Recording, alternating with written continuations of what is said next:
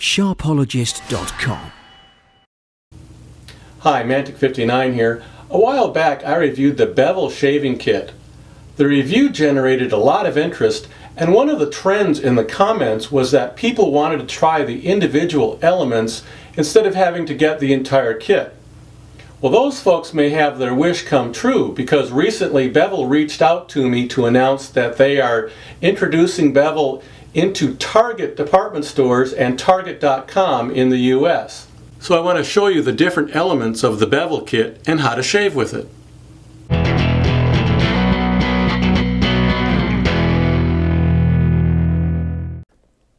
Taking off the cover of the box, the first thing you see is the Bevel razor. It's a heavy three-piece razor with a long handle and an interesting razor head design. It's engineered so that it's almost impossible to get an uneven exposure off each side of the blade. Lifting off the top level presents the balance of the kit: a bottle of priming oil, a tube of shaving cream, a bottle of aftershave, a pure grade Badger shaving brush, and a pack of blades. Some have compared the presentation to an iPhone. I wouldn't know. I'm an Android kind of guy. Here's the pre-shave oil that Bevel calls a priming oil. I admit I'm not the biggest fan of pre-shave oils generally, but the Bevel priming oil seems to do its job without fuss. It has a barely noticeable scent to my nose, maybe lavender? The Bevel shave cream is a solid, if not luxurious, product which gets the job done.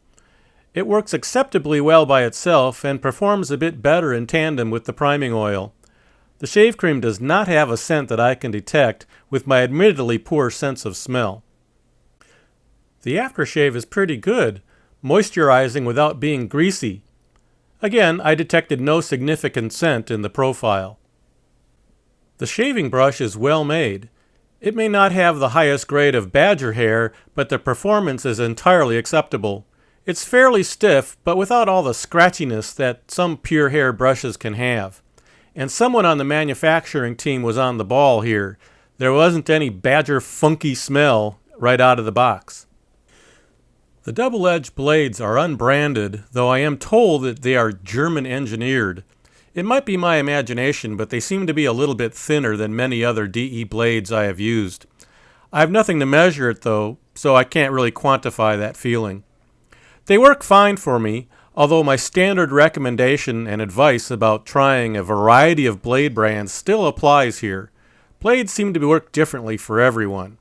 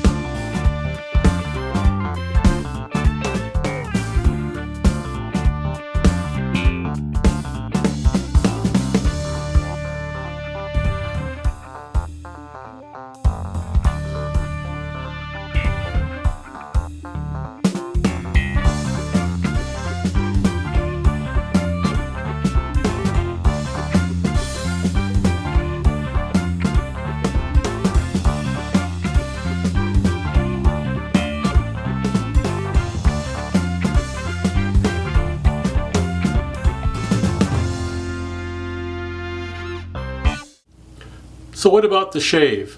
Shaving with products like Bevel is not like shaving with a cartridge razor. Let's go through some of the basics of a good double-edged razor shave. Preparation is a hallmark for a good shave, and the Bevel priming oil will help, but pre-shave oils are no substitute for properly cleaning and rinsing the area so the stubble and skin are ready for shaving. Next, saturate the brush with water, then shake out the excess. Add a dollop of shave cream. The exact amount will depend on how soft your water is and how close you want to shave, so you may have to experiment a bit. Start building the lather. You can build it directly on the face, as I'm doing here, or you can build it in a bowl or even the palm of your hand. If the lather is looking a little thin or like school glue, add a bit more water to the brush and continue lathering. This might take a couple minutes to show good results. You'll know you're on the right track when the lather gets thicker, creamier, and leaves soft peaks.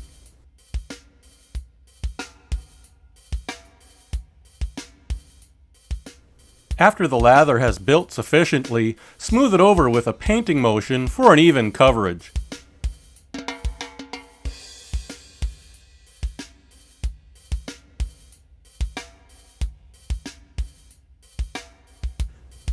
Now it's time to shave. If you have never shaved with a single blade razor before, this might feel a little weird at first. The key is to use just enough pressure on the razor to keep it on the skin. Don't press down. And unlike a cartridge razor, you'll have to be mindful of the angle of the blade edge against the skin. It helps if you divide your skin into flat parts, like a diamond's facet, and shave only one part at a time. It also might help to gently pull the skin taut when needed. Just be sure not to overstretch. You may have been taught that you need to follow the grain of the stubble, and that's a good idea here too. But using a single blade razor may let you cheat just a little bit by following one dominant direction rather than every twist and turn. In fact, as long as your stubble growth is only a day or so old, you may be able to get away with just shaving downward initially to help learn the pressure and angle concepts I just described.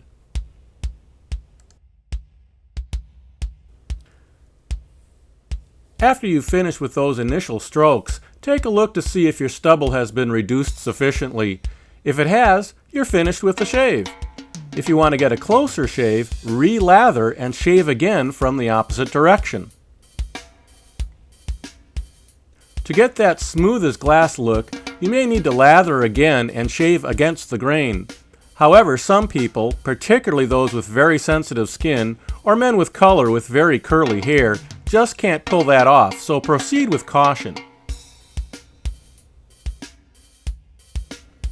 After you're finished shaving, rinse thoroughly and leave the skin moist, although it doesn't have to be dripping wet. Then apply a small amount of aftershave balm to moisten palms and massage it into the skin. And you're finished. Those are the basics. There is a lot more information about proper shave technique on this channel and on my blog at sharpologist.com.